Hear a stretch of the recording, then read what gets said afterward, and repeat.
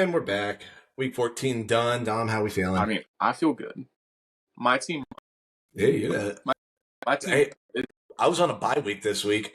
I couldn't have been happier. Yeah, you guys somehow didn't lose to the bye, so that's a positive. In fact, that's true. Yeah, I mean the bye did throw for 320 yards and 2 touchdowns, but they were able to pull it out at the end. Sounds about right. Sounds like a Chiefs win right there. But yeah. All right. Let's start at the beginning of the week there. The Lions just won't die. I told you Lions weren't going to die, and you wouldn't listen to me. Dan Campbell probably is winning Coach of the Year at this point. If he doesn't, I really don't know. And there are other very, very well-deserving coaches for Coach of the Year, like Tomlin, like Sean McDermott. It's maybe not McDermott, but there's Kevin O'Connell. Those are probably your top three, just kind of looking across the board. But yeah, I'm pulling up the odds right now as of a day ago. At least on this site, because DraftKings doesn't show it to me. Dan Campbell, minus 175 right now is the favorite. And then Kevin O'Connell, plus 400. Mike Tomlin, plus 500. Sean Payton, plus 750. And Jim Harbaugh, plus 850. I mean, those are the top three. It's not really that close between anybody else. No, but, you got 5 coaches there that, or deserve.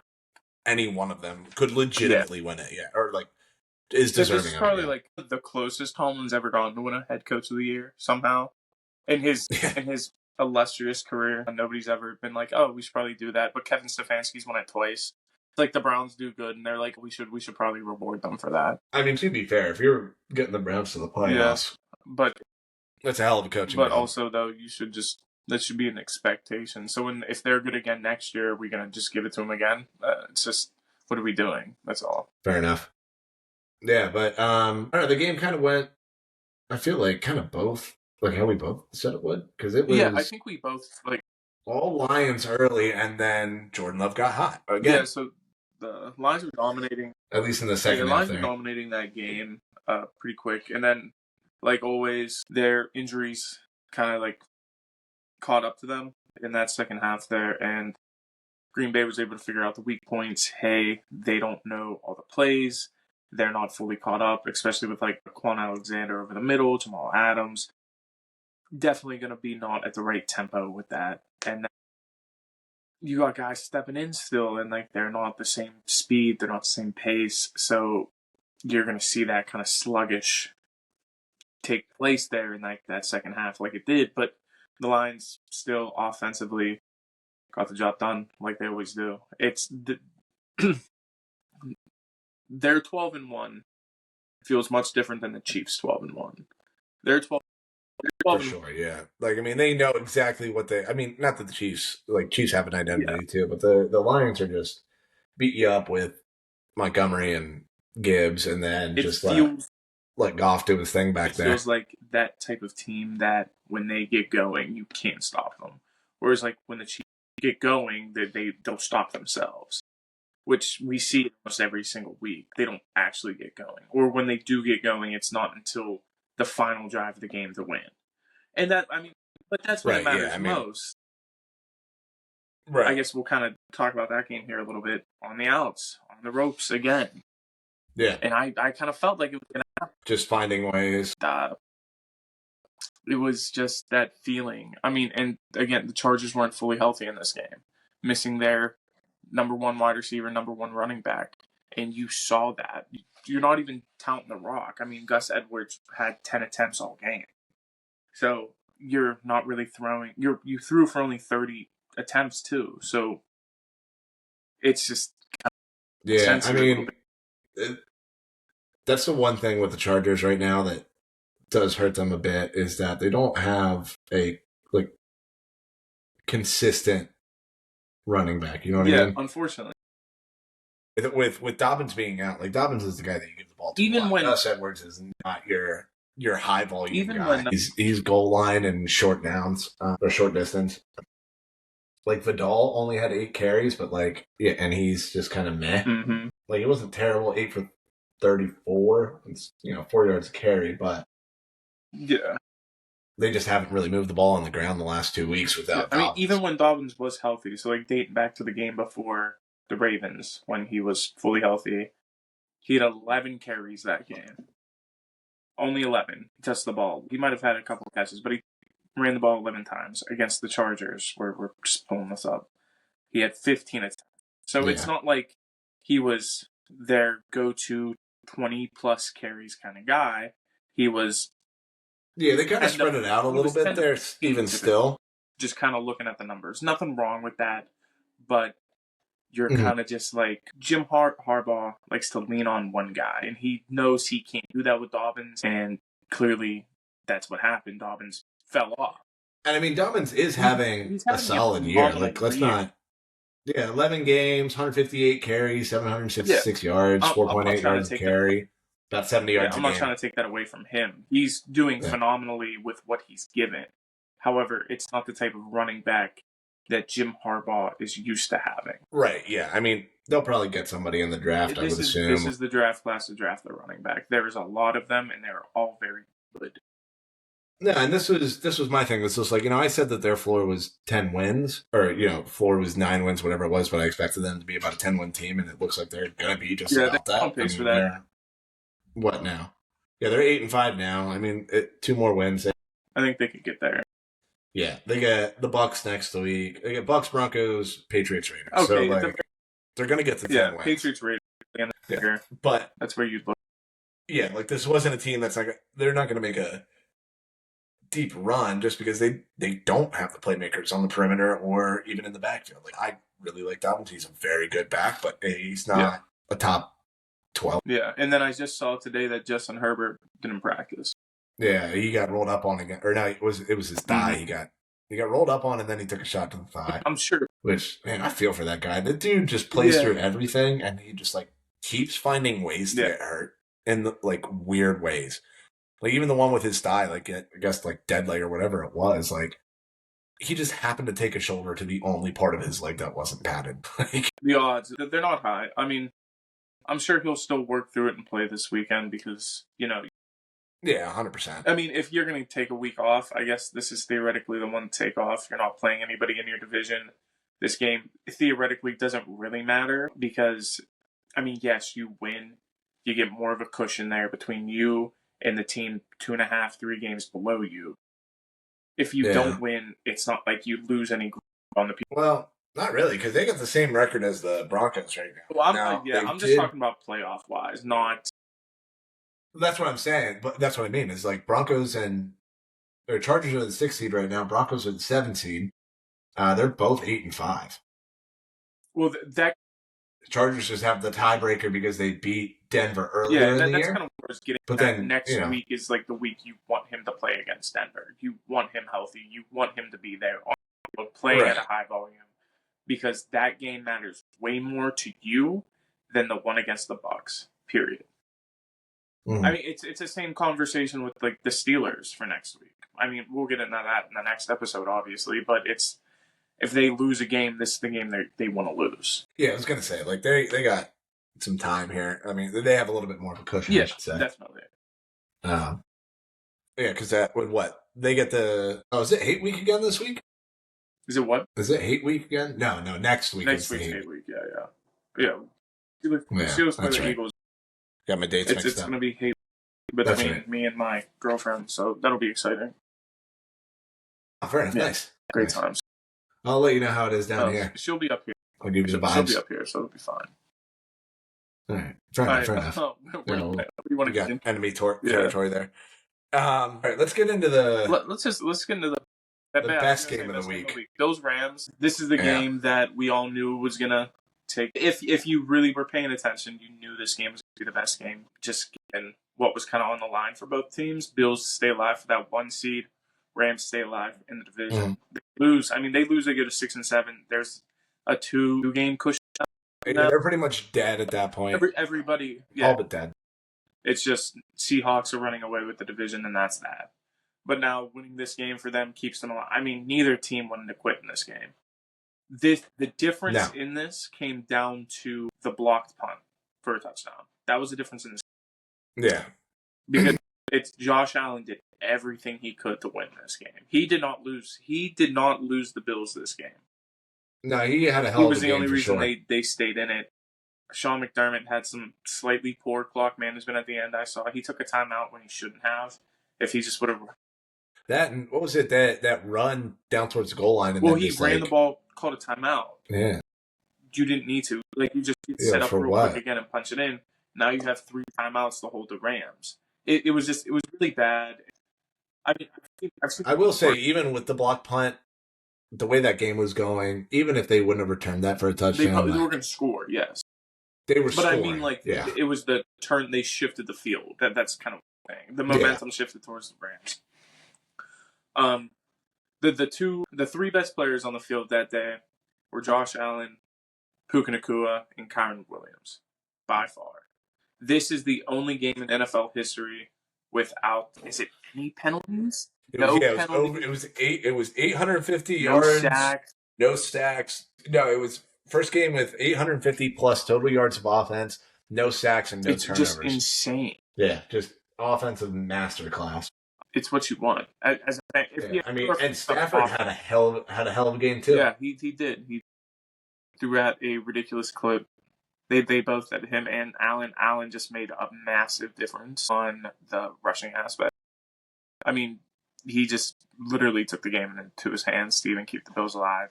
82 yards on 3 touchdowns. Sure. Like, he did everything. I saw a couple people say that his wide receivers kind of carried him a little bit, and he doesn't even deserve to really be in the MVP conversation after that. And I'm like, it's a little ridiculous. Because if you really watched the game, you would know that a couple of slants to the house doesn't make or break your career or years in MVP. But I mean, it definitely after this week it kind of separated. I mean, Saquon is still my MVP. I think Saquon's favored. Josh Allen is right there. I think Saquon's favored at this point. But are you sure? Because I feel like Josh Allen is probably still favored, especially after that game, even in the loss. That game was insane for him, which he needed to have. I'm just going to look at that. MVP. Yeah, Josh Allen is minus 400 right now. Saquon's plus 450. Minus 400. Well, 6 touchdown day, that boosted his odds like crazy, even in the loss. Well, yeah. Because, like I said, you watched the game. He's the only reason that they're in it. Again, this week will be big on that one, though, too, because they play the Lions on, that's a standalone game, I think, isn't it? Is that the Sunday night game? Or no, it's not. No, it's just it is 4:25. I thought that got moved into 4 o'clock is stacked. It's a standalone game. Stacked this week. You might as well not even watch 1 o'clock football. Just save it. Typically, 1 o'clock sucks. So 4 o'clock is stacked because it's also the Steelers-Eagles. Yeah, it's Bills, Lions, Steelers, Eagles, Chargers, Bucks. Those are really it. Because there's also Patriots, Cardinals, and Broncos, Colts. Yeah, but you have the 2 best games of the week right there. Yeah, and then Packers, Seahawks on Sunday night. That's going to be a good one. We'll talk about these games. You guys just got to stay tuned. Yeah. Yeah, no, and then just segue into the NFC West race. Like, we touched on it a little bit there. Rams were clearly the more desperate team, just trying to keep hope alive. And right now, they are behind the Seahawks in the division. It's a game. It's 1 game. They hold they're a game back. That's what I was just going to say. However, I think the Rams control their destiny. And they play the Seahawks because if the Seahawks slip up this week and they play the Packers, they definitely could. Rams handle their business tomorrow against the Niners. They play. Oh my God, that's your Sunday night game. Next week? Week 18. No, Sunday night game, week 18. Seahawks, Rams. Probably getting flexed to it. Winning, you're in. Seahawks at the Rams. If that is the case, winner gets in. I mean, but if the Rams have, and this is where the if comes in, if the Rams beat the Niners, let's just say for shits, they lose to the Jets, beat the Cardinals, they're 4-1 in division. Whereas the Seahawks at that. So it won't even matter with that. So as long as if we get into week 18 and I don't know, let's just do math here. What's their records right now? 8-5 and 7-6. If let's just say they both went out, Rams are sitting at, what would that be? 10-6. Let's say they're both. I'm just saying, just for the sake of it, they both went out. Just for the math of it to make it easier, Seahawks are at 11-5. Well, in that scenario, the Rams win that game. They're in because of the head-to-head tiebreaker. They already beat the Seahawks once, so they can be a game back of the Seahawks and still win that division in Week 18. And what's more likely to happen? Seahawks are probably losing either Sunday night or next week against the Vikings. One of those two, they're probably going to lose. The Rams, if not both. Rams play the Niners this week, tomorrow. The Jets, the Cardinals, all before the Seahawks. They're probably winning at least 2, if not all 3 of those games, the way their offense has been producing. So we'll say for all intents and purposes, they go 2-1. And we'll say the Seahawks go 1-2, flip it. So they're even 9-7 going into Week 18. Rams win no matter. If the Rams lose that game, they're not in. But if the Rams win, they're in. But if the Rams have a game better, if they're tied in the record going into that game. Yeah. Let's look at it in the way that the Rams win out. The Seahawks go 1-2.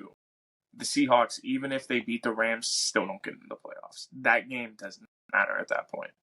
So, right. That's I think it's more likely you're looking at either tied records or doesn't matter. Rams back a game going into that game. So. I think, but meaning that the Rams still they win that game. Yeah. But I just they win the division. Looking at both their schedules down the stretch, I don't foresee the Seahawks being in that scenario where they have a game in hand. The other part of this, too, so just because I'm looking. You're going to mention the Niners? No, I'm not mentioning the Niners. I'm mentioning Washington. Oh, you think falling out? It's on the table. They're 8-5 right now. Rams 7-6. Seahawks 8-5. I mean, it's a conversation. I would assume they probably handle business against the Saints this week, even though they're going to New Orleans. But then they get Eagles, Falcons, Cowboys to end the year. Well, the only game in that I'm slightly worried about for them is the Eagles. The way the Falcons definitely that. I don't think it really matters. And then unless I'm just putting it. I know what you're doing. The possibilities that are real possibilities, meaning Kirk Cousins this week gets on a heater. Sure. Potentially, and finishes strong in the last 4 weeks of the year, 3-4 weeks of the year, coupled with the Eagles, coupled with the Cowboys in Dallas, and it's the last game of the year, and they might just want to spoil your season kind of thing. Yeah, I mean, obviously you're going to want to do that, but that's tough. I mean, I was kind of looking at the NFC South right there. So the Bucs are 7-6, Falcons are 6-7. Both of them have arguably one really difficult game left. Falcons against Commanders, Bucs this week against the Chargers. Other than that, they're playing below 500 teams the rest of the way because I think the Bucs have the same. That's the weird one right now. Yeah, because the Bucs are leading it, but they could lose this week, and Falcons, you would imagine, take care of business against the Raiders. We're back at both teams are 7-7, and Falcons have the tiebreaker. Yeah, that division is just going to be weird in the sense of that division is going to come down to the last week. That's for sure. I'll put probably. Unless somebody really falls off and loses the games they shouldn't. But again, the Panthers play them both. I could really use the Bucs falling out of first place in that division. I'm going to be honest, if I had to pick a team to win right now that division, I'm picking the Bucs. Probably. I'm on your side with that. But however, for preseason bets, and since my weekly pick'ems have been dog shit, I would really appreciate the Bucs kind of falling apart at least. At least this week, just and not completely fall apart. Good for Baker, You just want the Falcons to win one more game, is what you're saying. I need the Falcons to win that division. I need the Bucs to not make the playoffs. Let's just put it that way. We'll see. Because the preseason bet was Bucs, Dolphins, and Jets all to miss the playoffs. Oh wow! And of all the teams that are fucking with me right now, it's the Bucs. I would have guessed it would have been the Bucs. I know, right? But, it is what it is. I mean, if you really want to talk about a fun little narrative here, that we can. So let's play this game, and this is going to be a curveball at you. Let's talk about the Chargers a little bit here. The Chargers play Bucs Broncos the next 2 weeks. Let's play worst case scenario. They lose both of those games. They're sitting now at 8-7. That would also hurt my feelings. Let's flip it to the other team on the end of the spectrum. The team who can have an offense that looks phenomenal. Miami. They play the Texans this week, and then they play the Niners. Let's say they win those. They're 8-7. Last 2 weeks for them are against the Browns, Jets. For the Chargers, it's Patriots, Raiders. You're assuming Chargers are going to win those games as long as they're healthy. Yeah. But they haven't shown the consistency to stay healthy. So, I think if you're going to... Yeah, there is a little bit of weirdness there with the Colts and the Dolphins just kind of hovering. Yeah. It makes you kind of feel... I don't know if the Dolphins have any tiebreakers. If it's going to come down to any tiebreaker, it would come down to AFC division, which I don't... Dolphins are 3-2 right now. Dolphins are 1-3. Dolphins are 5-4. They're both 5-4 in conference. If they don't have head-to-head or division, Dolphins right now do have the better divisional record though at 3-2 to the Chargers 2-2. And that could be what it comes down to is divisional record. So Dolphins only lost in division are to the Bills. The only thing that's weird about that is the Colts did beat the Dolphins this year. So that's why there's that. Like, there's a little bit of weirdness there. But the Colts play the Broncos this week. So the Broncos need to win that game to hold the tiebreaker. Yeah, there's a lot. I think that would pretty much kill the Colts at that point, and then you would just be wondering, can Miami make it? There's still a lot of moving parts. I mean, if the Colts and the Dolphins lose this week, I think they're done. They might not be like automatically eliminated. This is like their last last stand. It would be like a hope and a prayer for them to get in at that point. And honestly, I think we're having a different conversation about Miami if Tua doesn't get hurt. Yes. Yeah, because he's played really well. It's phenomenal. I do think he's been fantastic since he's come back. I do feel like there's a little bit of desperation because the first couple of weeks they didn't. Yeah. The first week and the first 8 quarters it was before he got hurt. That looked like the team that I thought you were going to get, and then when he came back, it was like desperate. We need to make something happen, and I'll say they kind of pulled out all the stops to win games. I don't think Tua looked awful in the first game. I mean, he threw for 330. So he didn't look right. No, I'm not saying Tua. I'm just saying the team as a whole. That defense wasn't going to be as good. Yeah, and I think that's kind of what you were saying was just Tua's going to put up numbers, but I guess Tua, it wasn't really going to translate. Tua tends to always put up. I mean, since he's come back, what week did he come back against the Cardinals? Is that when he came back? Yeah. What's it? No, he came back against the Cardinals because we thought he was going to come back again. I thought he was going to come back against the Rams. That's right. They lost to the Cardinals by a point, lost to the Bills by 3, and then they're 4 of the last 5 they've won. So take that for what you want. I mean, I like. Yeah, I don't know. It's a weird one there. If they could get rolling here, but the thing is, it's just what do the Texans look? You don't want to have that conversation. I mean, we will next episode. Stay tuned. Yeah, we will. I have comments. All right. That's true. All right, let's jump into the top 10s here because we're going to get some. If there's anything else you want to talk about? Because Kirk Cousins played his old team and he got railed hard. You don't even want to talk about that? He did because I said it was going to happen. It didn't look great. Happen, and I had hope. I thought that again. I keep waiting for it, but listen, Darnold might have played the best game of his career. He looked unbelievable. That's going to be more of an off-season conversation at this point because we could just spend 9 hours talking about what do you do with Sam Darnold at this point if you're the Vikings. 5 to you, and we talked about that for 15 minutes, and now we're how many ever weeks later? He looked amazing. That was the Sam Darnold I thought was coming out of college. But I think it's just the Jets. Did you want to talk about Philly at all? Oh, yeah. More so just weirdness. They were 1 football bounce away from losing this game. Not only that, it was just... We're having a really, really that's true. Yeah, I mean, Bryce Young has been great, but that was a little funky, but also my bigger takeaway was then the following press conference and the following day with A.J. Brown blowing up about the passing game and then Brandon Graham kind of on the radio just airing it all out a little bit too. Like, oh yeah, they used to be friends. I don't know what happened. And then realizing afterwards, I shouldn't have said that. Like, I don't love that. I don't love any part of that just because it's like, I don't love it on the AJ Brown side for several different reasons, but like, above all, Yeah. it's like you still won the game. You've won, what, 8 straight now? They haven't lost since the bye. Is that, yeah, no, they haven't lost since bye. They're 2-2 going in the bye. I think it was, I think they won, what, 8, 9 straight now?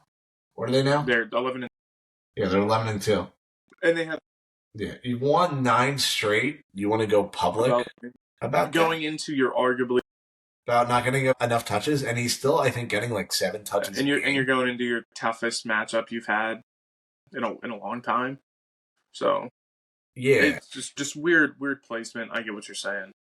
Yeah, I didn't love that, and it's just right when you were starting to feel good about Sirianni, it's like this happens. You feel better about it where you go like, oh, maybe he's kind of there is something there with him, and then it's just like this happens, and you go. Yeah, this is why I didn't like him going into the years. He can't figure out how to keep his locker room under wraps. And he's kind of a loose cannon in general, too. Like, I don't, like, it's just, don't like any of it. And, like, the last few weeks here, I've been banging the drum for Philly. And now it's just like, I don't know how much I buy them anymore. I mean, I still buy the product they put on the field. Obviously, it wasn't the best I think they're still probably the most talented outside team. Of Detroit. In terms of, like, outside of Detroit, they're the most talented. I'm saying include Detroit's injuries at this point and look at those starting rosters. Yeah, I guess. I think you kind of go, like, on paper, like, the Eagles at least have an argument for having the best roster in football. That's fair. That's fair. Definitely fair. Now you're going, while Dan Campbell is, like, building his guys up and everything like that, Sirianni is just loud, and now his players are loud. I mean, that's the difference, again, in head coaches. Yeah, so that's just where I'm like, I don't really know what to do with any of that. And it's not nothing. It might not be anything, but it's also not It's not nothing now. It was nothing. Then you kind of make some further statements from a player who's not even directly associated with them. It's not, like, people's business gets out. That's when it's not nothing. So yeah, and, like, my thing is, now you're going into a game, that, like you said, too. You're playing the Steelers this week. If they lock AJ Brown down to, like, 3 catches for 30, which they can do. We will talk. What's that post game press conference look like? We're definitely going to have some more of these conversations here on the next episode, you guys. So, again, just hit. Yeah, no. Like I said, like that's just a weird one, and I'm now very concerned about the Eagles. So, with that being said, let's get into top 10s because we got some college stuff to do. Yeah, we're going to talk a little bit of college ball for you guys. Yeah, that's crazy. This is the fastest we've ever gotten to this point. You're welcome. I know, right? Getting into the real subject at hand here. All right, I'm going to start this off. I have 4 teams on the outside of my top 10 looking in. It was close. But again, same thing as last week, like 8 to 14. I bounced the team into my top 14. So from the 4 teams I have on the outs, just barely on the outs. And actually, I'm gonna flip these 2 just because of my feeling now. 4 teams I have outside: Rams, Texans, Commanders, Chargers. Just on the outside. Okay, fair enough. I just switched my 10 team. That's exactly what I did. I had my.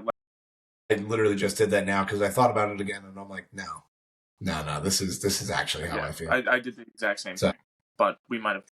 So who do you have at 10? My 10 is the Broncos. Okay, that was the team that I just removed from 10. I had them at 10. Who'd you put in at your 10? You put the Rams. You put the Rams. I got the Rams back at 10. Yeah. I mean, I don't hate it. I agree with. I don't think there's anything wrong with the Broncos there. Like, yeah, we've been talking about it for a while now, and I'm sure you're gonna say it again. Like, they're a good team. Like, they'll be one and done in the playoffs, but like, you don't want to have to deal with them. You don't want to have to play. They're like your little brother comes around, wants to hang out with your friend.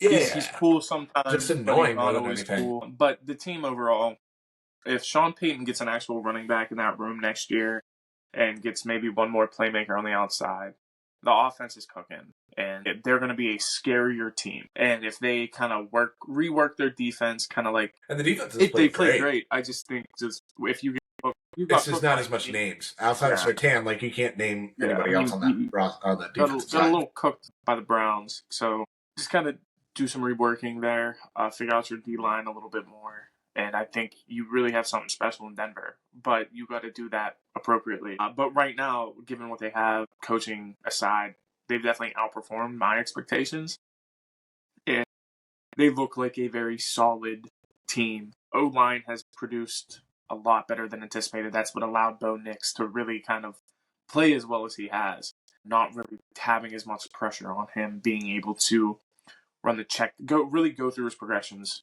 and just kind of find. And that's what's important at the end of the day. And I think that's what the Broncos are doing well, and they're going to continue to do that. I have them over the Chargers just barely this week, just because I think when they play head-to-head, I think they're going to beat the Chargers. And on top of that, I'm more confident in what Denver's doing than what LA's doing. Simple as that. All right, we can stroke them now. Come on. No, I got you. No, I agree with a lot of that. And it like I said, Bo Nix lets Sean Payton run the offense that he wants to run. Yeah, which is what Sean Payton wants. Smart, quick, like get rid of the ball fast, make your reads, like know what's happening in front of you kind of thing. But yeah, they just need, like you said too, another playmaker on the outside, a more reliable run game. But again, if you're the Chiefs or the Bills, like you're going to beat them in the first round of the playoffs. If you get the 2 seed and they're still sitting at the 7 there, but like, I guess you just don't want to have to deal with it just like offensively because like Sean Payton is creative and he throws things around and it's always like I'll say this: the 7 AFC. This is what he does. AFC teams that get in this year, I like a lot better than the 7 AFC teams that got in last year, because I do think Denver, if they face against the Chiefs, I think that's the one game where I'm like, now I'm interested. But if like they played the Chargers, I'm less interested. Again, I don't think they're going to get blown out. I don't see them getting blown. I think any game that they play in the playoffs is going to be like a good game. I think at least like they're going to keep somebody on their toes. I think Denver matches up pretty well with Kansas City. That's probably what they want. But that's not going to happen because at this rate, Kansas City's probably getting the bye. So if you get the 7, unless they fall apart these last 4 weeks, which is possible, they might lose 2 or 3 games, and at that point you're like, it's a lot closer. You got Buffalo in there, you got the Steelers in there, depending on what they do. So it's going to be an interesting last few weeks as long as Kansas City doesn't fall apart. It's going to be a battle for that 2 seed now, because Buffalo losing last week makes it more interesting. Again, we have 4 weeks left to really figure this out, but your like 1, 2, 3 seeds are pretty much set for the most part. Yeah. All right, so my 10, the Rams again. Again, desperate team. You put their backs against the wall, like it's there, it's right there, and I'm getting ahead of it again. Yeah. More so with this, because like I said, I did have the Broncos written down, but last second, I'm giving the Rams the nod there. The defense, while giving up 42 points and Josh Allen just being insane for 3 hours on Sunday. Yeah. Defense is better than you would expect, or people know, I should say. And then they're just, again, when Puka and Kupp are healthy, they are terrifying on offense. Absolutely terrifying. Kyron Williams just keeps doing his thing. He's like the quietest, great running back in the league. It's hilarious. So there's this. Everybody was worried, Kyron's taking punt returns. Blake Corum's really going to eat into that. He's going to become the number 1 at some point through the season. You know how many punt returns Kyron has on the season? To guess. Are they both touchdowns? He's 2 punt returns all season. They're not touchdowns, but he's only done it twice. That's my... Everybody was so worried about this in the offseason, and he's touched the ball on a punt return twice. This is where I come in to say, do not take everything at heart when you hear it in preseason, because 99% of the time it does not matter. And especially with running backs, because if you know this guy's good and this guy's going to produce and has already, you're going to lean on that veteran more than the rookie. We saw it in Carolina. I mean, they were able to ease Jonathan Brooks back in, who just unfortunately tore his ACL again. but they knew because they have Chuba and what he did last year that they can rely on him, and they are, and they will next. Yeah. Thank God they signed him before Jonathan Brooks got hurt, or else it would have been an even higher payout. Yeah. True. All right. So at number 9, I got the Chargers. Seahawks. That's fair. I don't hate that at all either. Seahawks were on the outside looking in for me, like right there with the Broncos kind of thing. It's just like I said, teams 8-14. It's a coin flip for me. They're very close. All very close. They're all very similar teams to me. If one of them loses, it happened. When they lose and it's that close, you're probably going to fall out. And if another team blows somebody else out and they look good doing it, they're going to sneak back. It's a very fluid end of my list. There's no set 10. Like at one point, there was a pretty set 10. I mean, we've had the same top 10 the last 2 weeks prior to this. Now we already have 2 teams at the top who are different. Mm-hmm. I foresee the rest. And both of those teams there's really good arguments for both of those. Like, I still like the Chargers. I still like the identity there. I still like the defense. They were able to, they did, like, I was concerned when Ladd McConkey was out on Sunday night, and you saw that in the first half, but they started moving the ball in the second half. Herbert was making some plays. So I do feel good about that team still. And I believe, as far as I know, Dobbins will be back. Yeah, he'll be back eventually, but it's just when. And if you need that game to really look like what you were before, then you need him back sooner rather than later. If it's really going to take that long, your 2 toughest games of the back of your schedule are right now. And if he's not there, that's a problem. Like, you're about to go up against a defense next week. You need him for that game. Right. No, I get that. I do also distrust Harbaugh and Herbert. Yeah. I mean, to start pulling games out. That's the hope. Yeah, there's a lot of faith in there. And then to your point on the Seahawks too, it's like I don't hate that there. That is my 2 cents on the Seahawks. Geno is played really well. Yeah, nothing crazy. He's putting up yards. Touchdown wise, not really a ton there, but like the defense is finally coming around because they're healthy, and you're seeing why they hired Mike McDonald. Charbonnet was great this past weekend. The running game has been really, really good. And the O-line isn't even 100% healthy at this point. Mm-hmm. They're a real team. They're a real threat. I just, like we said too, like I like the Rams a little bit more right now. And the Rams have a little bit more control. I think even, again, being a game back in that division, I think they have a little bit more control of what's going on there. I'm not disagreeing with that point. Again, you project, I look at what's going on. That's fair. One thing that you didn't mention that I will is really what they're doing with JSN there and how well he's playing this year. I think he's now in the top 5 in yards. Yeah, he's 911 yards already, which is more than he had all. Scrimmage yards? No, just rushing yards. Not rushing yards, passing yards.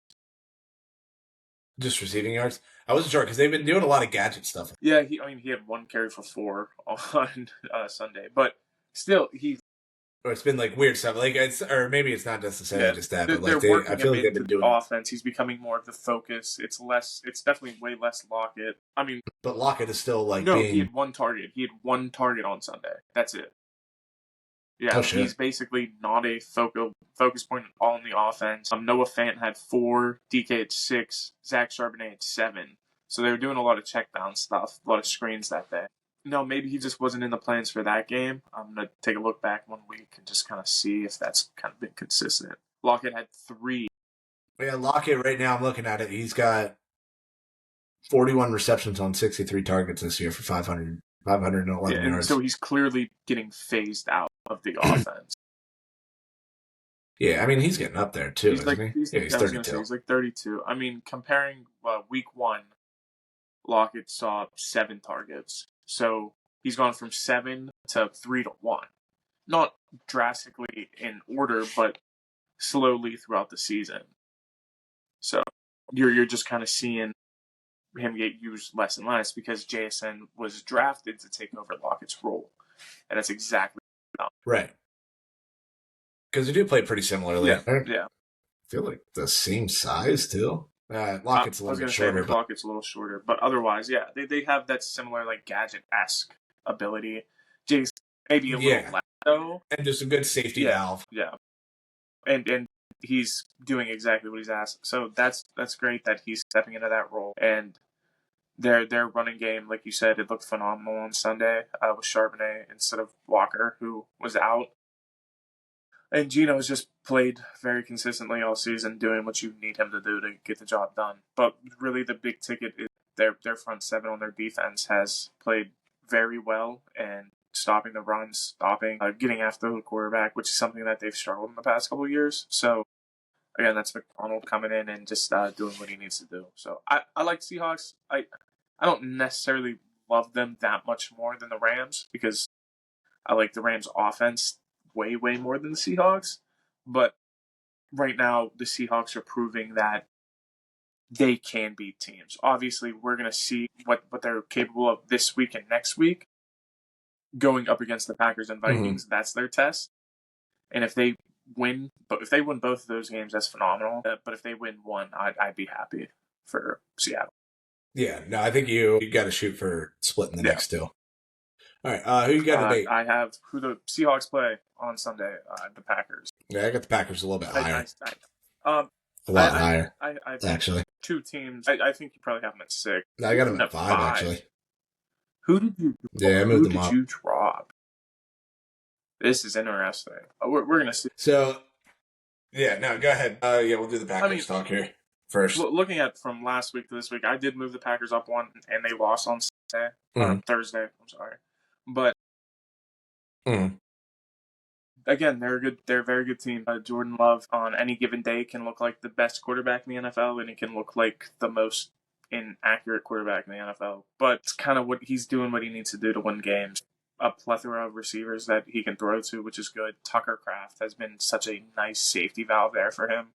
And that offensive line is still playing very well. The biggest part of this Packers offense, though, is Josh Jacobs. He has been...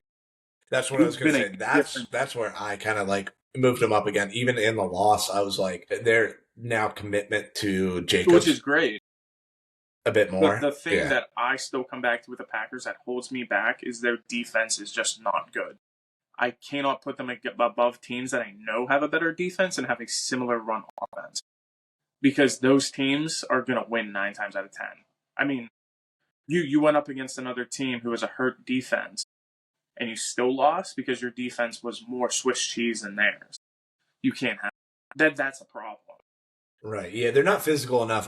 I do think some of that is just a bad matchup. But it can't be a bad matchup. I mean, most teams are don't match up well against the Lions there just because they're so physical up front. I mean, it's just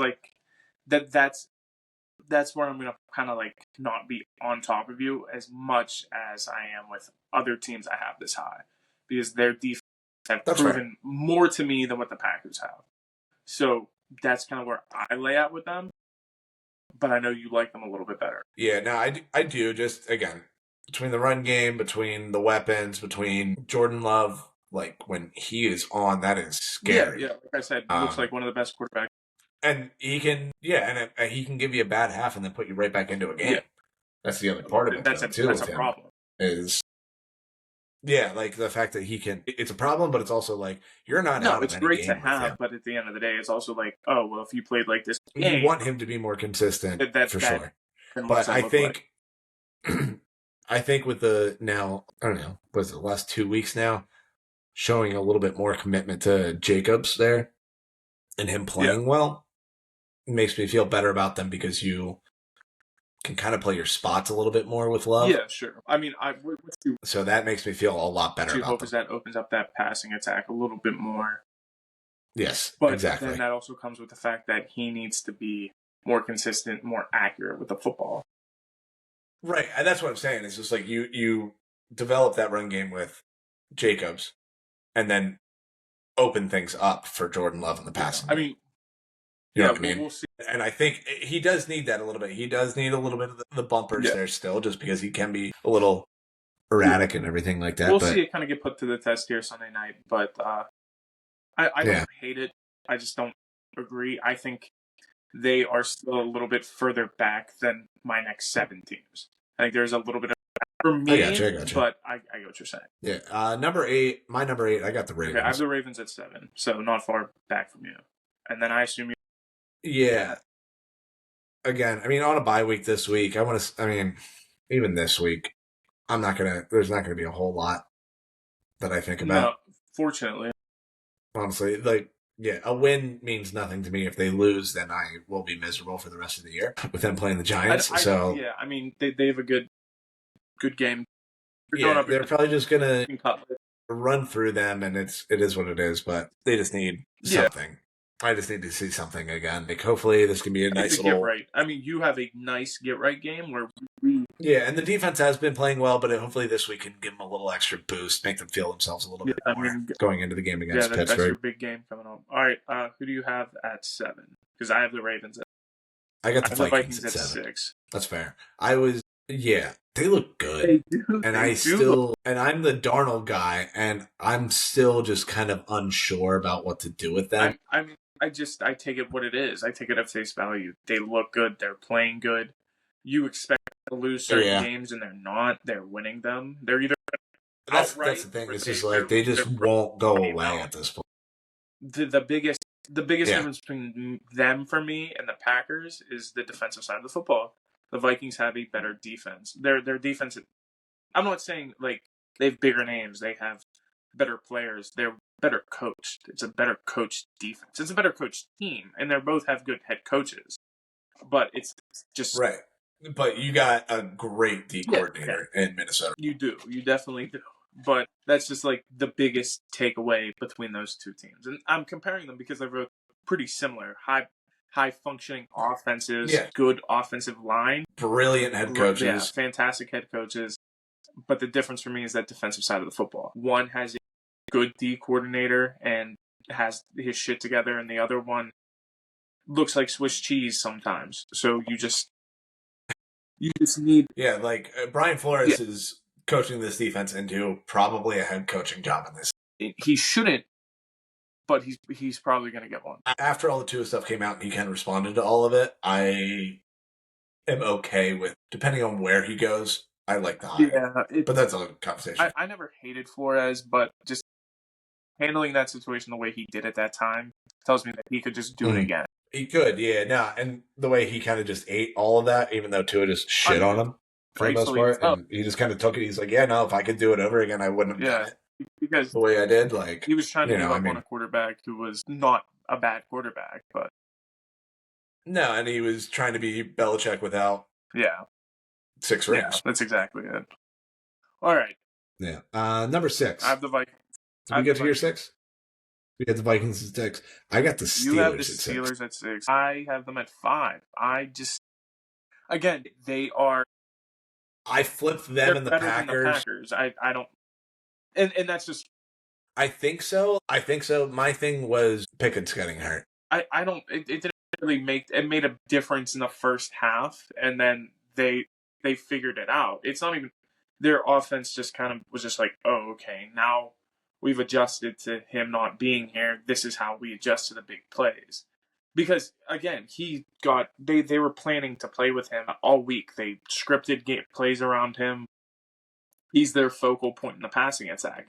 So when you lose him literally not even like 2 hours before the start of the game, you don't really have time to shift all of that. No, and I get that. But what I'm saying is just like he is the focal point of that offense. And what I'm getting to is they still played very well offensively in the passing game in that second half. I'm not saying in the first half. They looked like shit passing the ball. That's fact. But they figured it out in the second half, and they look good still. It's not like the Browns. Yeah, this could be a little bit, but it was all the things that I liked about them, and that was a massive part, was just like, obviously the defense is great. Like, all the good things about the Steelers there, but like the Russ Pickens connection. It's a beautiful connection. Was big. And if he ends up missing time, then So from what I hear, he probably is missing Philly on Sunday, and that's it. He'll be back for Baltimore on Saturday. Right. I mean, but even this past week, like, Freiermuth was your leading receiver, 3 catches for 40 yards. Yeah. I mean, I don't love that, but he also threw the ball to like 8 different guys on Sunday. And they only had 267 total yards. Like, they were outgained by the Browns. For in that sure. game. And I mean, they also kind of let the Browns outgain them at the end. They weren't really trying in the fourth quarter at that point because they were up by 3 scores.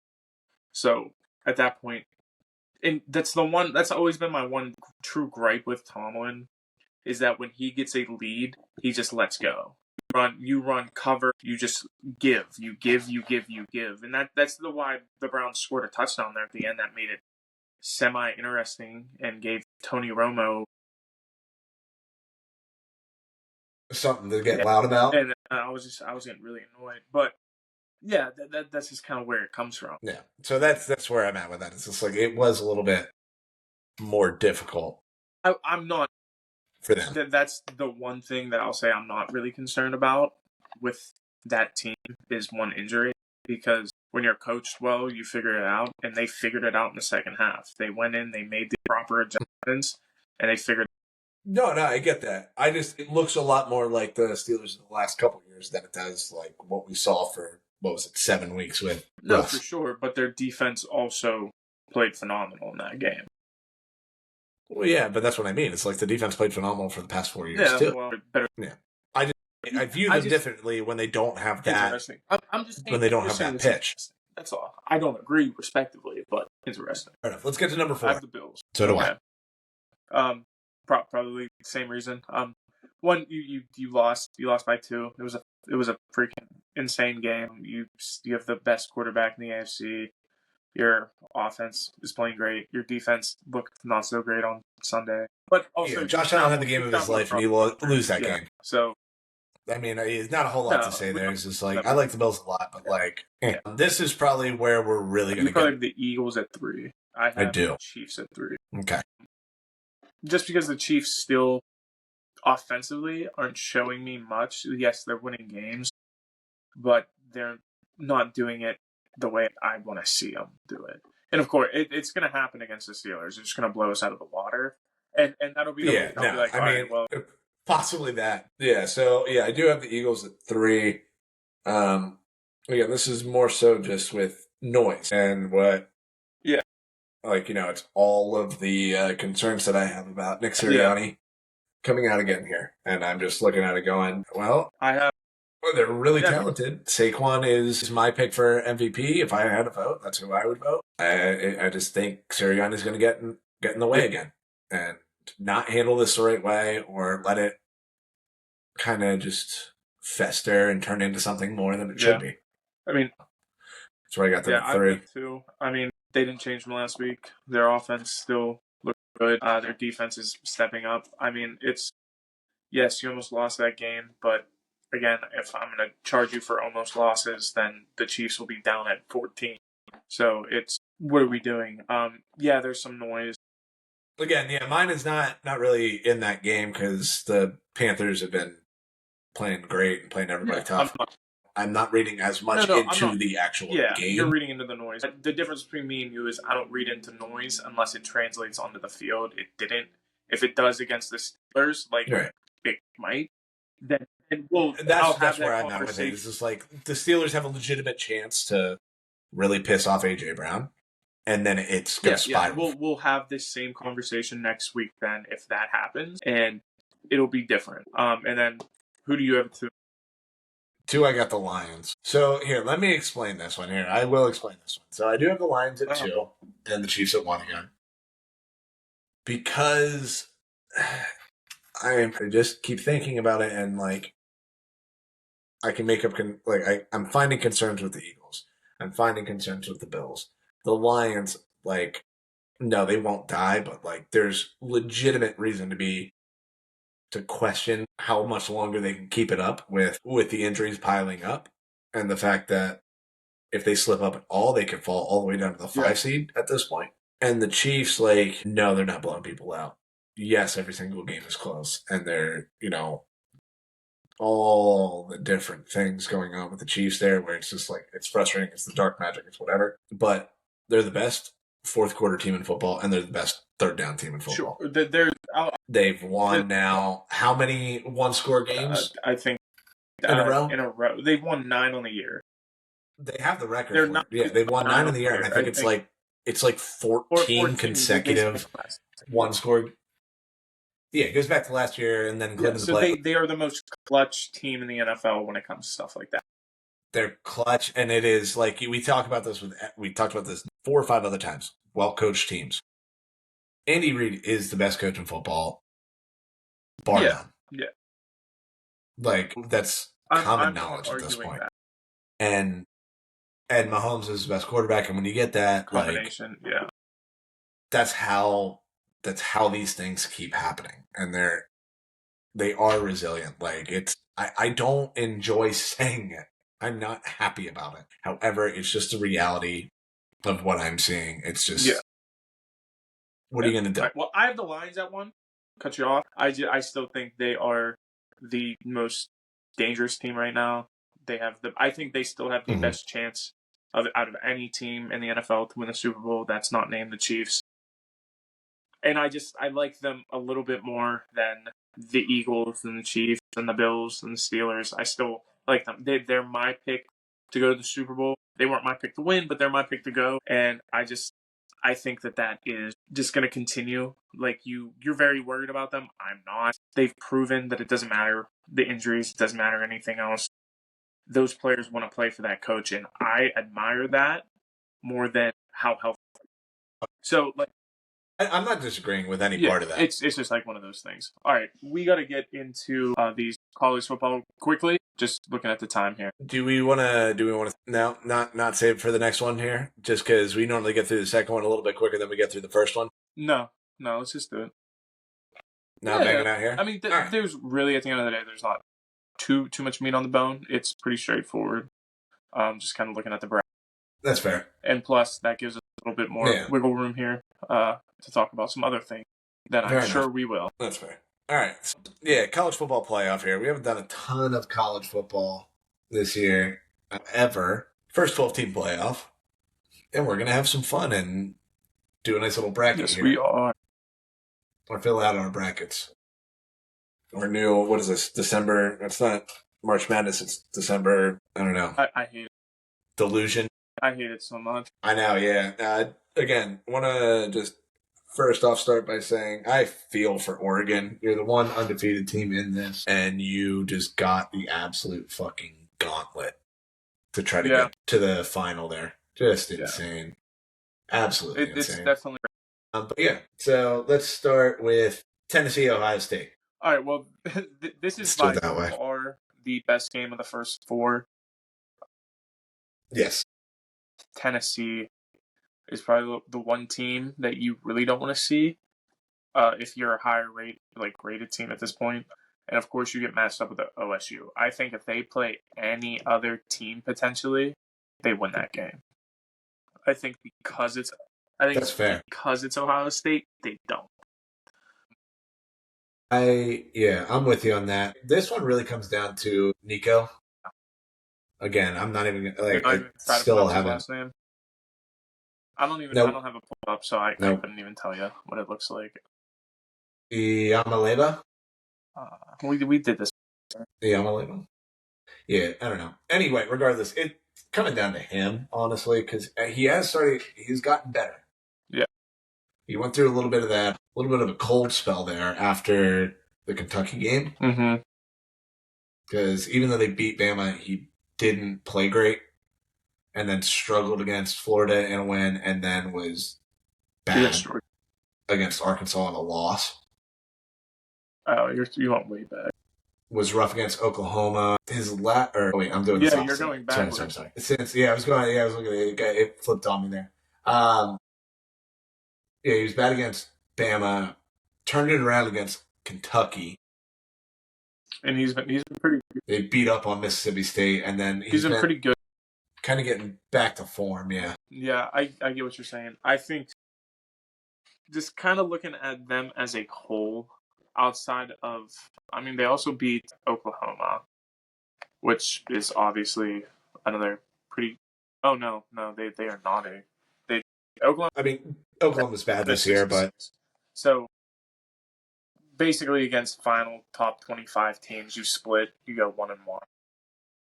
So I mean, it's saying something, I guess. So you're now facing a team that is been very good all year. They lost to Oregon it's not like they got blown out either. And then you choke it at the end against Michigan. That was a rough one. But I think the big difference here is OSU has a lot to prove. Yeah, I think just because they're angry. Like if they would have lost to Oregon and they'd be in this spot, like if they lost to Oregon in the Big Ten championship and they were in this spot, I think it's a little bit, Tennessee has more life, but I think Ohio State is a little bit angry. However, again, Tennessee's defense is no slouch. No. I mean, Ohio State's isn't either. I mean, Ohio State is first in the country in points a game, points allowed, and yards allowed. Tennessee is fourth in both of those categories. So they're both, and they're good up front. Whoever wins this game, it's going to be a dogfight. It's going to be closer than you probably expect it to be. But I still think Ohio State has that upper hand. Plus, you're at home. Being at home is like a massive thing. It's not as big in NFL as it is in college. In college, it's huge. Yeah. Yeah, there's two ways that I see Tennessee could win this game. Because I'm with you on Ohio State, too. I think there's two ways. One, the defensive front shows up and makes life hell for Ohio State. Or two, Ohio State has a couple 3-and-outs early. That fan base is ruthless. If the Boo Birds start coming out early in Columbus, that could shift real quick. Maybe. It's not like I see a world where Tennessee doesn't win this game, because this, out of the first four, this is the one I struggled with the most. The others, I was like, oh yeah. All right, what game did you want? So yeah, both got Ohio State there. We'll go down to the next one there. Clemson, Texas. Right. I have Texas. I know you have Texas. Yeah, I think this one's pretty straightforward. I think honestly, like Clemson, good for them turning their season around. They've been very up and down. You're not beating Texas and Austin. I'll give it to you this. They almost lost to Pitt 3 weeks ago when Pitt had Nate Yarnell starting at quarterback. They were like this close to losing that game. And if Eli Holstein was healthy, they would have lost. So it's just like one of those things. So I think, Clemson still has a good roster. Texas will beat them up in the trenches. Clemson still has a good roster. I just think Texas has like 4 projected first-round picks. They're massive on the O-line. The O-line has they have 2 first-rounders alone on their tackles. And then you get to the defensive side of the ball with Jahdae Brown, who's one of the best corners in the country. It's a loaded roster for sure. I have my only other little nugget on this game is the other reason that I'm very much on Texas is I think Arch Manning starts this game. I don't. I still don't. I would love to see it. I think after how poorly Quinn Ewers played, maybe, but in the SEC championship game, I think Sark is gonna pull the plug. I think he pulled because he knows he's only going to get 1 year of Arch. I think he pulled. And I think he wants to win this. I think this is the best team he's going to have, even once Arch starts next year. I think he's desperate enough to run through this. But I think if Quinn comes out that Saturday and he looks rough, he pulls and goes to Arch. Fair enough. Or at least that. I don't think Quinn finishes this game. Okay. Even if he starts, I don't think he finishes the game. Maybe, but I don't agree. But I'm on the Arch Manning starting that game camp. All right, let's jump to the other side of the bracket here. Indiana, Notre Dame. All right, this is my upset here. I have Indiana. So do I, actually. Yeah, that was my upset pick. I mean, the reason is... Of the first round, Yes, Notre Dame might have home field advantage, but what is it, an hour drive from Indianapolis to South Bend? It's going to be loud on both sides there. These were the most expensive tickets that went on sale. I think the average price was like $1,800. You're looking at something unbelievable happening in Indiana. To put in perspective also, though, there's nothing in Indiana, so this is the most thrilling thing that's ever happened there outside of the NFL Combine every year. Yeah, I mean, I'm not sold on Notre Dame. They haven't played anybody really all season. They lost to Northern Iowa, or Northern Illinois, sorry. Yeah, and ugly. Congrats, you beat Louisville. Texas A&M, and week 1. Who And Louisville. Texas A&M finished 8-4, fourth in the SEC. Louisville finished. I mean, weirdly enough, I feel like their best win might be over Georgia Tech because they beat them big. And like Georgia Tech didn't finish with a good record, but they played everybody tough. Yeah, I see what you're saying. Their biggest one might be against Army. I thought it was Navy. Oh no, they played Army. Oh, they also played both. Navy. I missed that. Army they played both. Better than Navy, but they blew them both out of the water. It wasn't close. Right. I just think but yeah, no, I just don't buy. No, I'm with you there at all. So I like Indiana. I mean, they beat up on almost everybody in the Big Ten besides Ohio State. I mean, they beat up on people, and it's like the only game they lost was against Ohio State, and they got blown out by OSU. It wasn't a game. They buried Nebraska, and Nebraska, like I bet Nebraska in that game, and they bullied around. Them. So like, yeah, that's the one. Yeah, I think Indiana's a real team. They're real. Their offense is good. That quarterback, what is his name? It's escaping me. Got Rourke, Curtis Rourke. He's been outstanding for no reason this year. Their offense has just obviously it's been good, and their defense is. I mean, I don't have the numbers pulled up, but it has to be top 20 in the nation. Their defense isn't as good, I don't think, this year. Just kind of looking at the numbers. I'm double checking that now. Yeah, because Notre Dame is actually 3rd in the country in yards. Really? Or no, in points. In points, I'm sorry. In points. Indiana is 6th in points a game. Yeah, looking. Total yards. Oh yeah, no, that defense is. Yeah, I was going to say, for some reason, I'm not looking at like their exact ranking, but it seems like a pretty overall. They're a very legit team. I think. Yeah, they're a good team. Yeah, and I don't. I think they're going to match up well. What is that? The 11 seed? Is that what they got? No, they got the 8. No, they are 8. I'm sorry, this is so dumb. They're the 10 seed. I think they got the pairing they needed to really kind of move on. If they get up against Penn State or OSU or Texas, I don't think it's going to be that good of a game. But like they got Notre Dame. Notre Dame hasn't really played a whole lot of high power offenses, so this is where you're really going to see the difference. Yeah. Now let's go to the last one here. Penn State. I love SMU. I went Penn State. I think Penn State's probably going to run away with it. Yeah, that's kind of where I'm at. Like, congrats SMU. Good for you, honestly. And I'm very happy for you. Thrilled. It comes down to the defensive side of that football. Penn State probably has, out of these top 12, Penn State has the fastest. I'm not saying the best. I'm saying the fastest defense. It's littered with NFL guys. Yeah, I mean, you have a top 5 pick with, what is his name? Abdul Carter. Abdul Carter. He's fast. He's scary. This is his first year playing edge. He was a true outside linebacker. Now he's playing true edge. You give him another year playing edge in the NFL, he's really gonna get scary. I mean, he's a day 1 starter. He's good. And I mean, he's like Micah Parsons 2.0. I'll say that. I'm not saying he's as good as Micah, but that's what Penn State made him to be. Linebacker turned into edge rusher, can do both sides, but true edge. And he's phenomenal. I think he's going to put SMU into a bind all game long. And on the other side of the ball, Penn State has more first rounders. Well, they have another first rounder. I'll say that, not more, another. With Tyler Warren, who has been the best tight end in the nation. He's big, fast. Yes. He can do more than just catch the ball. He can run the ball for you. He's taking snap in the Wildcat formation. I mean, he's doing everything you need. Yeah, he's producing. And it's also just like Penn State against teams that they should be. They beat. 9 times out of 10, they take care of their business there.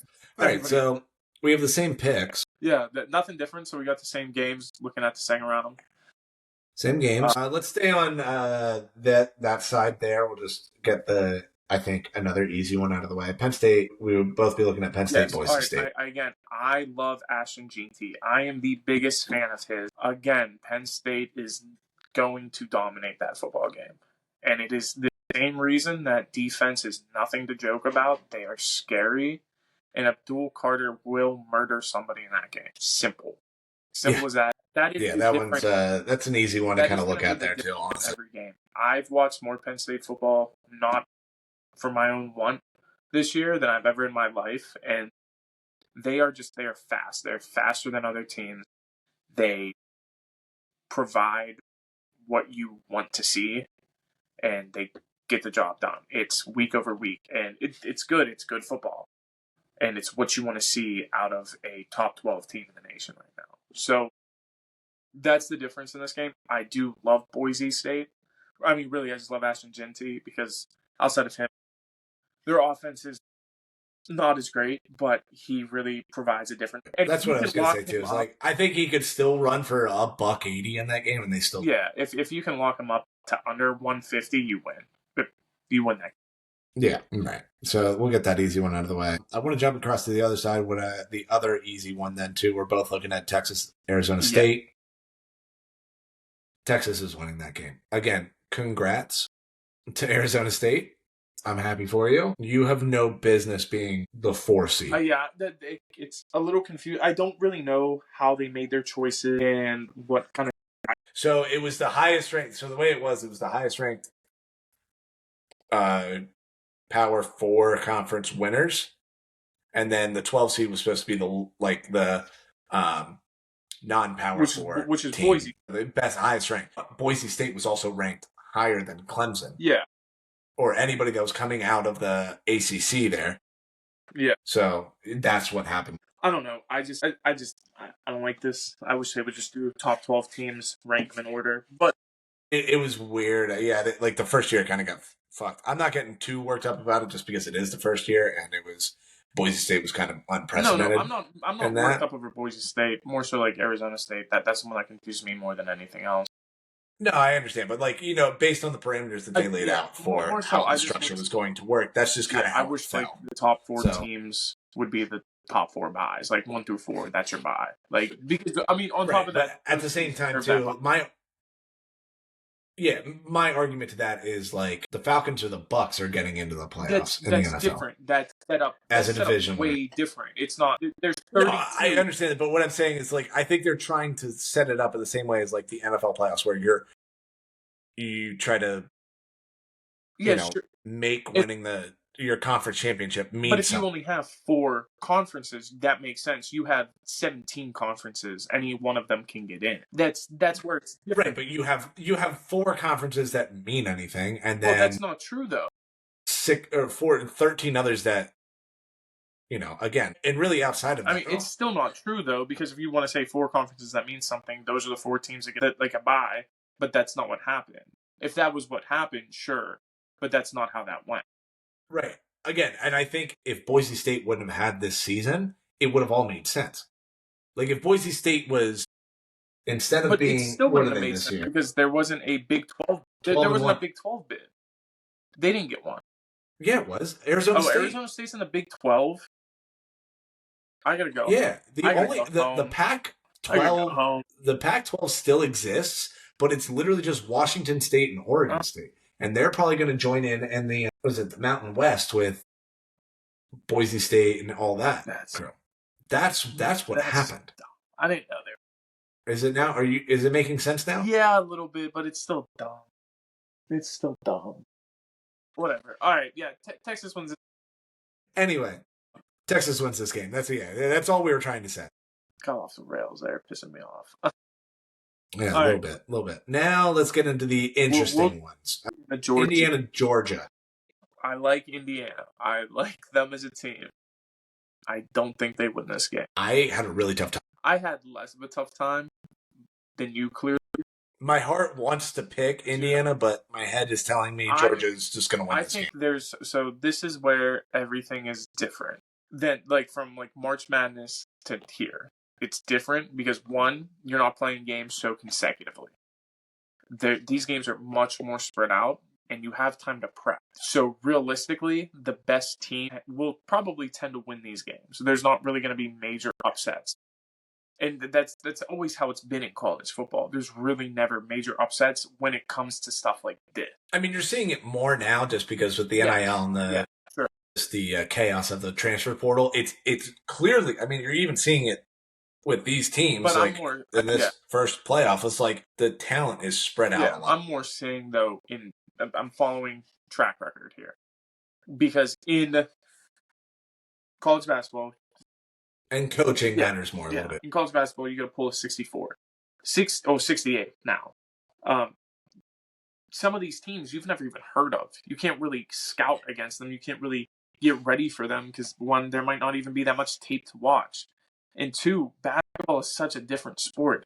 You can one dude can get on a heater for a game, and you can't compare and want to have like something exactly like this because it's not the same. So anybody who's hoping to see like big upsets and things like that, I just don't think it's really going to happen. I think 9 times out of 10 with this setup, the better team is going to win. I'm not saying the higher ranked team, I'm saying the better team. Because Notre Dame's higher than Indiana. I think Indiana's the better team. So 9 times out of 10, I just see that kind of happening. It's kind of what happened in this. Coaching matters. Yeah. Obviously, like I said too, like I mean, Kirby Smart coaching against who's Indiana's coach? Do you know? No, I don't. So there we go. Like that's the other part of it too. So yeah, I'm with you. I really wanted to because like I think if there's gonna be like a real upset, it would be here in the second round. I think it's that. Yeah. Which now let's go over to Oregon, OSU.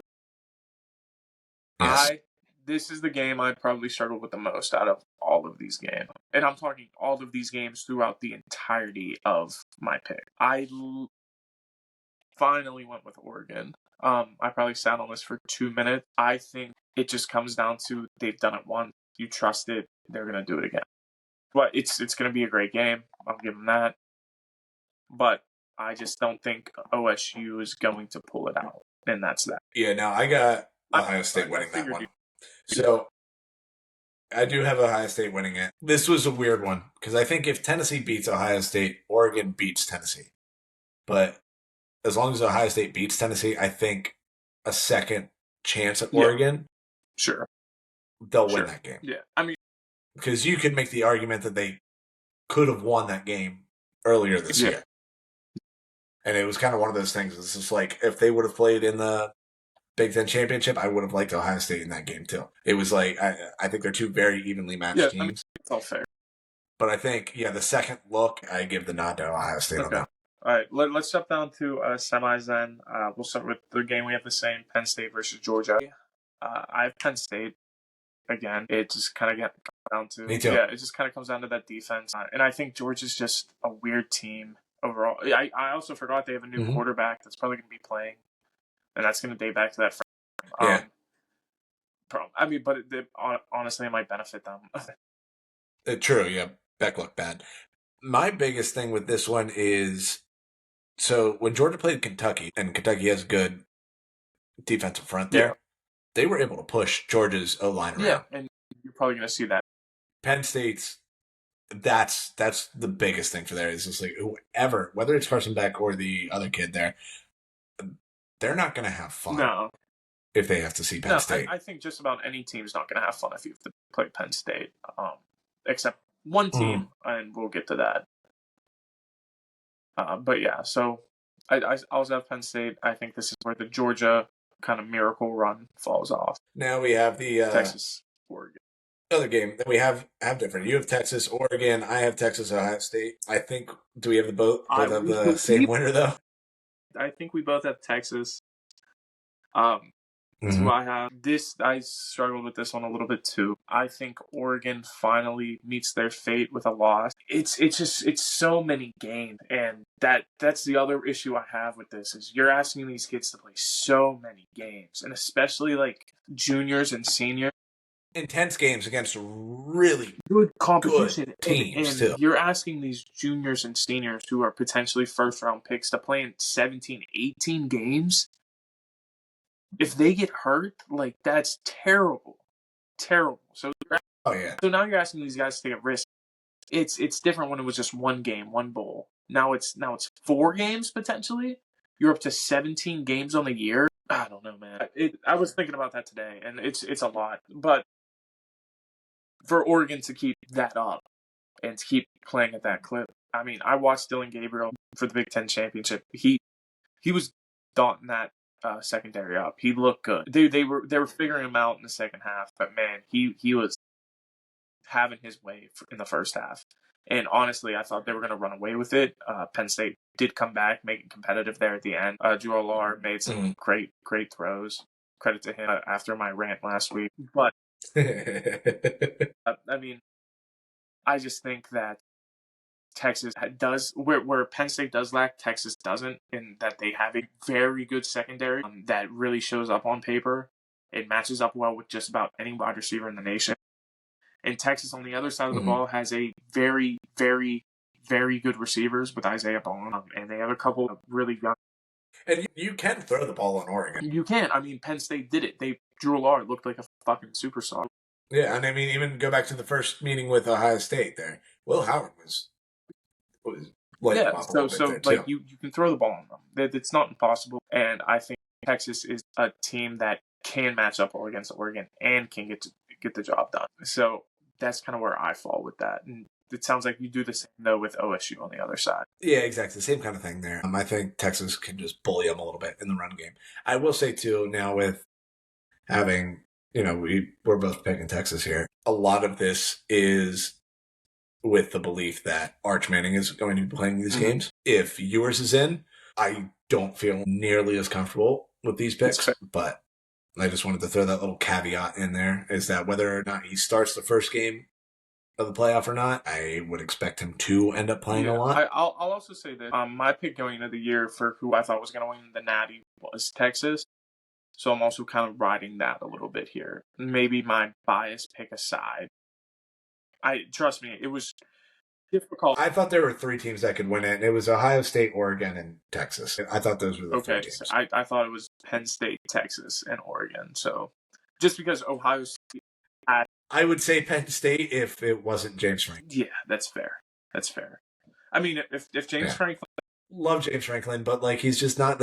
He's what? 1 in 16, I think, against top 5 teams. Well, I was going to say, if he beats Georgia, that's his biggest win of his career, to go to the Natty, which is outside of the Ohio State which game. is what we both have predicted right now. Yeah. All right. Well, let's get into it. There's that.